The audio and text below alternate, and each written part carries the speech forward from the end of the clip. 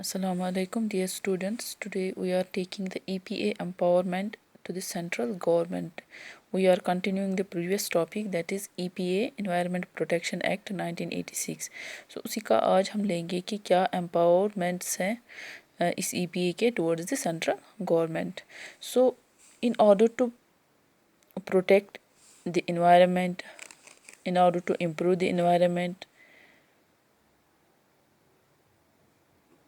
improve or protect the environment,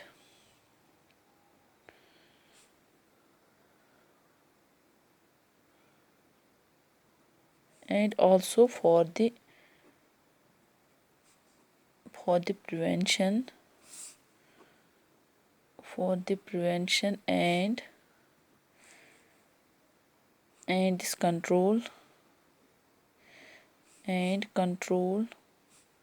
of environmental pollution.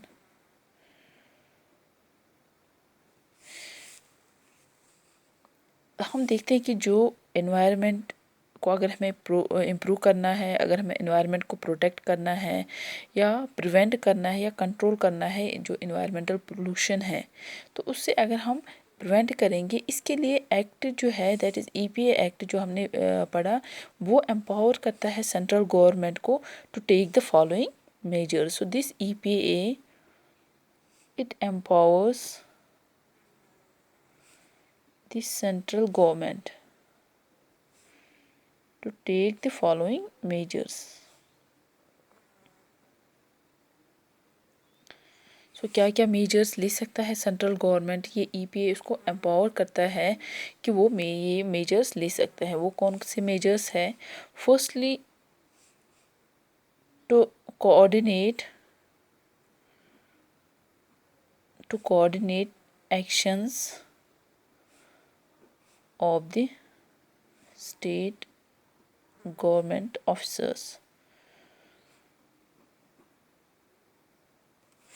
ठीक है, ये EPA इनको एम्पावर करता है सेंट्रल गवर्नमेंट को कि वो कोऑर्डिनेट करे actions of the state government को. जो स्टेट गवर्नमेंट ऑफिसर्स हैं या दूसरे अथॉरिटीज़ हैं, वो coordinately they are together they have to take the actions regarding the environmental pollution. जो भी एनवायरमेंटल पोल्यूशन के रिलेटेड वो एक्शन लेना चाहते हैं for the prevention of this environment, तो वहाँ पर वो एक्शन ले सकते हैं. ये इनको एम्पावर करता है. ये EPA एक लॉ है, लेजिस्लेशन है, एनवायरमेंटल लेजिस्लेशन है, तो इनको एम्पावर करता है कि वो कोई भी एक्शन ले सकता है. को सेंट्रल गवर्नमेंट ये मेजर्स ले सकते हैं कि वो स्टेट गवर्नमेंट ऑफिसर जो हैं या दूसरे अथॉरिटीज़ जो हैं, वो टुगेदरली वो है जो है एक्शंस है वो ले सकते हैं.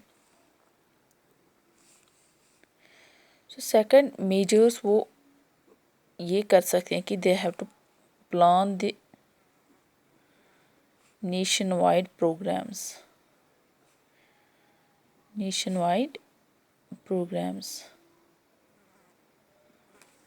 वो प्रोग्राम्स नेशनवाइड प्रोग्राम्स प्लान कर सकते हैं for this prevention and control of this environmental pollution. उसके लिए जो प्रोग्राम्स उनको प्रिपेयर करने हैं, उनको प्लान करने हैं, वो कर सकते हैं. ये भी उनको एम्पावर करता है ये EPA. नेक्स्ट हम देखते हैं कि जो मेजर ये सेंट्रल गवर्नमेंट ले सकता है, that is to lay down standards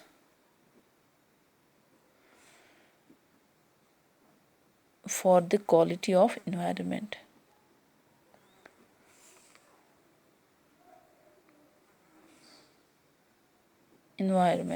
ठीक है, वो स्टैंडर्ड्स बना सकते हैं. कौन से स्टैंडर्ड्स अच्छे रहेंगे for the quality of environment and also for the emissions of pollutants. For the emissions, we can see the discharge of environmental pollutants. तो उसके लिए क्या स्टैंडर्ड रहेंगे, कितने एमिशंस होने चाहिए जो इन्वायरमेंटल पोल्यूटेंट्स हैं, तो कितना एमिशन होने चाहिए फ्रॉम द डिफरेंट सोर्स, चाहे इंडस्ट्रीज़ हो चाहे कोई और सेक्टर हो, तो वहाँ से कितना एमिशन होना चाहिए इन पोल्यूटेंट्स का. तो उसके लिए वो स्टैंडर्ड्स भी बना सकते हैं. Next that is to segregate segregate the industrial areas, जो इंडस्ट्रियल एरियाज़ हैं उनको सेग्रीगेट करना है, सेपरेट करना है किन एरियाज से, फ्रॉम द रेजिडेंशियल एरियाज, और we can say the from the non industrial areas. Non industrial area, चाहे वो कमर्शियल एरिया हो चाहे वो रेजिडेंशियल एरिया हो, तो उन एरिया से उनको सेपरेट करना है इन इंडस्ट्रियल एरियाज़ को। ये भी इनको एम्पावर करता है EPA. In this central government, they have to lay down the procedures for the handling of hazardous substances।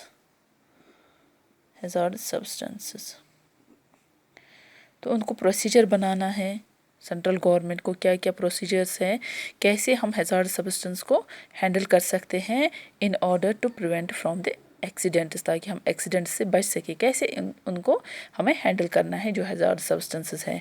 Next, they have to prohibit and restrict on the handling of hazardous substances in different areas। तो यहाँ पर वो prohibit कर सकते हैं या restrictions लगा सकते हैं कि कैसे हैज़ार्डस सब्सटेंस को हैंडल हमें करना है। यहाँ पर वो प्रोसीजर्स बना सकते हैं और कहाँ कहाँ पर कैसे हमें रेस्ट्रिक्शंस लेनी है in handling these hazardous substance, वो प्रोसीजर्स वो बना सकते हैं। एंड जो सेंट्रल गवर्नमेंट है, they have to examine the manufacturing processes, जहाँ पर हम प्रोडक्ट्स मैन्युफैक्चर कर रहे हैं, मैन्युफैक्चरिंग प्रोसेसेस, ठीक है, जहाँ पर भी हम जो प्रोडक्ट्स बनाते हैं इंडस्ट्रीज़ में या जो कोई मैन्युफैक्चरिंग प्रोसेस है जहाँ पर हो रही है, तो वहाँ पर हमें उनको एग्जामिन करना, वहाँ पर देखना है कि क्या कैसे प्रोसेसिंग हो रही है, क्या मटेरियल्स यूज़ हो रहा है ना, मटेरियल कैसा यूज़ हो रहा है, कौन से सब्सटेंसेस यूज़ हो रहे हैं उसमें मैन्युफैक्चरिंग प्रोसेसेस में, है ना, क्योंकि उन्हीं से हम देखते हैं कि जो हमारा इन्वायरमेंटल पोल्यूशन है वो जो पोल्यूटेंट्स एमिट हो रहे हैं वहाँ पर वो कितना एमिट हो रहा है। अगर मटेरियल्स अच्छा यूज़ हो रहा है वहाँ पर तो एमिशंस कम होंगे पोल्यूटेंट्स का, ठीक है। तो वही एग्जामिन करना है कि कैसा मटेरियल यूज़ हो रहा है उस मैन्युफैक्चरिंग प्रोसेस में, या कैसे जो ये प्रोसेसिंग होती है वो भी देखना, मशीनरी कैसी यूज़ हो रही है वो भी देखना है, तो ये एग्जामिन भी कर सकते हैं। नेक्स्ट जो है, they have to inspect any premises, कोई भी प्रमाइसेस वो इंस्पेक्शन वहाँ कर सकते हैं जहाँ पर मशीनरी यूज़ हो रही है, डिफरेंट मशीनरी, ठीक है, चाहे हम लेबॉर्ट्रीज़ की बात करेंगे या चाहे कोई और जगह जहाँ पर मैन्युफैक्चरिंग प्रोसेस होती है, किसी भी प्रोडक्ट की मैन्युफैक्चरिंग प्रोसेस होती है, तो वहाँ पर उस प्रमाइसेस को भी वो चेक कर सकते हैं, या जहाँ पर मशीनरी डिफरेंट मशीनरी यूज़ हो रही है या इक्विपमेंट्स यूज़ हो रहे हैं, एंड वहाँ पर वो उनको डायरेक्शन भी दे सकते हैं। They have to give directions in order to prevent environmental pollution, ठीक है। इन्वायरमेंटल पोल्यूशन को कंट्रोल करने के लिए या उसको प्रिवेंट करने के लिए वो वहाँ पर इंस्ट्रक्शंस भी, उनको डायरेक्शंस भी दे सकते हैं, तो कैसे क्या मशीनरी यूज़ करनी है, कैसे इनपुट्स यूज़ करने हैं, ठीक है, तो जिससे हम कंट्रोल कर सकते हैं इन्वायरमेंटल पोल्यूशन को। तो ये सेंट्रल गवर्नमेंट को एम्पावर किया गया है इस ईपीए से। नेक्स्ट जो है, they have to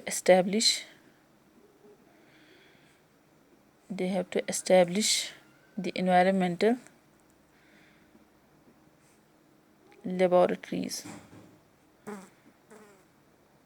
or institutions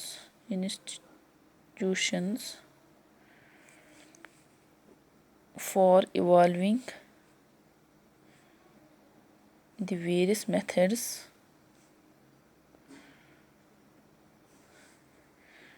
for sampling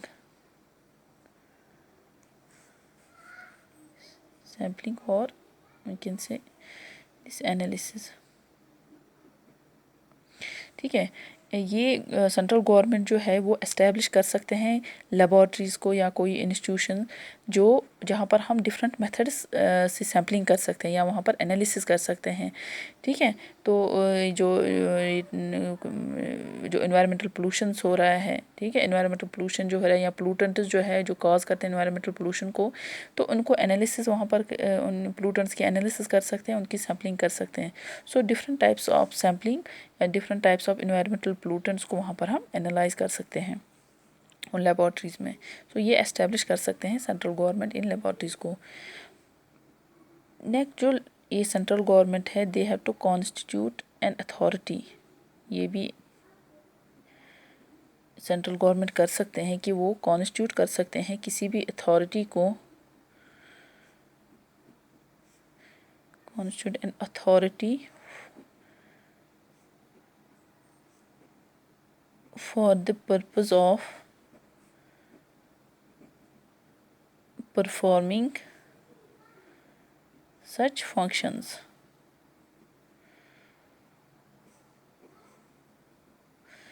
functions of central government. देखो कोई भी अथॉरिटी वो बना सकते हैं कि वो अथॉरिटी जो है वो फंक्शन कर सकते हैं, जो ये परफॉर्म कर सकते हैं उन फंक्शंस को जो कि सेंट्रल गवर्नमेंट को एम्पावर किया गया है इस ईपीए ने। ठीक है, ईपीए उनको एम्पावर करते हैं कि आपको ये मेजर्स लेने हैं और उन्हीं मेजर्स को, उन्हीं फंक्शंस को परफॉर्म करने के लिए ये सेंट्रल गवर्नमेंट एक अथॉरिटी कॉन्स्टिट्यूट कर सकती है, अथॉरिटी बना सकती है जो वो फर्दर वो फंक्शंस परफॉर्म कर सकें। ठीक है, ये रहते हैं कि जो जनरल पावर्स है सेंट्रल गवर्नमेंट के इस ईपीए में। ये ईपीए इनको एम्पावर करता है कि आप ये मेजर्स ले सकते हैं in the prevention and in the control of the environmental pollution. This was about the general powers of the central government.